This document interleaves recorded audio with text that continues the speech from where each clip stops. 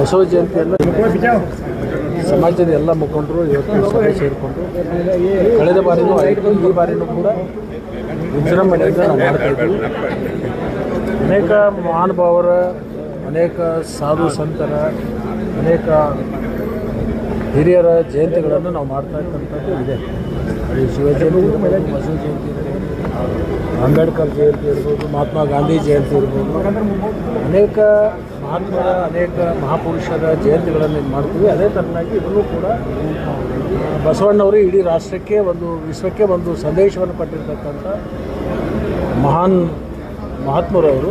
ಅಂಥವರ ಜಯಂತ್ಯೋತ್ಸವವನ್ನು ಉತ್ತಮ ರೀತಿಯಿಂದ ಮಾಡಬೇಕು ಅಂತಕ್ಕಂಥ ಸಂದೇಶವನ್ನು ಮಾಡಿದರೆ, ಅದಕ್ಕೆ ಜಿಲ್ಲೆಯಲ್ಲಿರ್ತಕ್ಕಂಥ ಎಲ್ಲ ಮುಖಂಡರು ತನು ಮನ ಧನದಿಂದ ಸಹಾಯ ಸಹಕಾರ ಮಾಡಬೇಕು, ಹೆಚ್ಚಿನ ಸಂಖ್ಯೆಯಲ್ಲಿ ಬರಬೇಕು ಅಂತ ಹೇಳಿ ನಾವು ನಿಮ್ಮ ಮೂಲಕ ಎಲ್ಲ ಜಿಲ್ಲೆಯಲ್ಲಿರ್ತಕ್ಕಂಥ ಬಸವಾದಿ ಪರಣದ ಅನುಯಾಯಿಗಳು ಎಲ್ಲರೂ ಅದರಲ್ಲಿ ಭಾಗವಹಿಸಬೇಕು ಅಂತ ನಾವು ಕೇಳ್ತೀವಿ.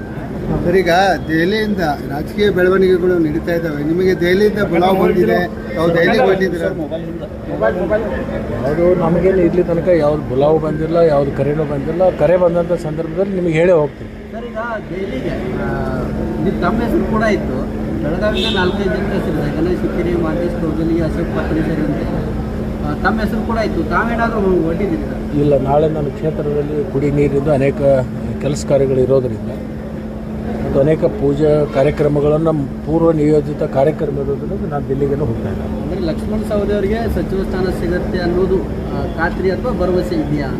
ಅದಕ್ಕೆ ಹೋಗ್ತಾ ಇಲ್ಲ. ಅದಕ್ಕೆ ಎಲ್ಲವೂ ತೀರ್ಮಾನ ಮಾಡ್ತಕ್ಕಂಥದ್ದು ನಮ್ಮ ಪಕ್ಷದ ವರಿಷ್ಠರು, ಮುಖ್ಯಮಂತ್ರಿಗಳು ಮತ್ತು ನಮ್ಮ ಪಕ್ಷದ ಅಧ್ಯಕ್ಷರು, ರಾಷ್ಟ್ರೀಯ ನಾಯಕರು ಅದ್ರ ಬಗ್ಗೆ ತೀರ್ಮಾನವನ್ನು ಮಾಡ್ತಾರೆ. ಸರ್, ಈಗ ತಾವು BJPಗೆ ಹೊರಟಿದ್ದೀರಿ ಅನ್ನೋ ಚರ್ಚೆಗಳಿದ್ದಾವೆ. ಯಾರು ಹೇಳ್ತಾ ಇದ್ದಾರಲ್ಲ ಅವರೇ ಕೆಲವೊಂದು ದಿವಸದಲ್ಲಿ JDSಗೆ ಹೋಗ್ತಾರೆ, ನೋಡ್ತೀವಿ. ಸಾಕಷ್ಟು ಗೊಂದಲ ಇದೆ ಸರ್. CM ಬದಲಾವಣೆ ಆಗುತ್ತೆ, ಸಚಿವ ಯಾವುದೂ ಗೊಂದಲ ಇಲ್ಲ. ಕೆಲವೇ ದಿನದಲ್ಲಿ ಎಲ್ಲದಕ್ಕೂ ತೆರೆ ಬೀಳುತ್ತೆ. ಸರ್, ಈಗ ಈ ಮೊದಲು ಹುಕ್ಕೇರಿ ಜಂಕ್ಷನ್ ಆಗಿತ್ತು, ಈಗ ಅಥಣಿ ಜಂಕ್ಷನ್ ಆಗಿದೆ. ನಿಮ್ಮ ಲವರ್ಸ್ ಎಲ್ಲರೂ ನೀವು ಹೇಳದೇ ಇದ್ರೂ ಕೂಡ BJPಗೆ ಹೋಗ್ತಾರೆ ಅಂತಿದ್ದಾರೆ.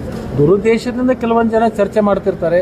ಕೆಲಸ ಇಲ್ಲದ ಜನ ಅಂಥದ್ದು ಮಾಡ್ತಿರ್ತಾರೆ. ಅದಕ್ಕೆಲ್ಲನೂ ನಾವು ತಲೆ ಕೆಡಿಸ್ಕೊಳ್ಳೋದು ಅವಶ್ಯಕತೆ ಇಲ್ಲ.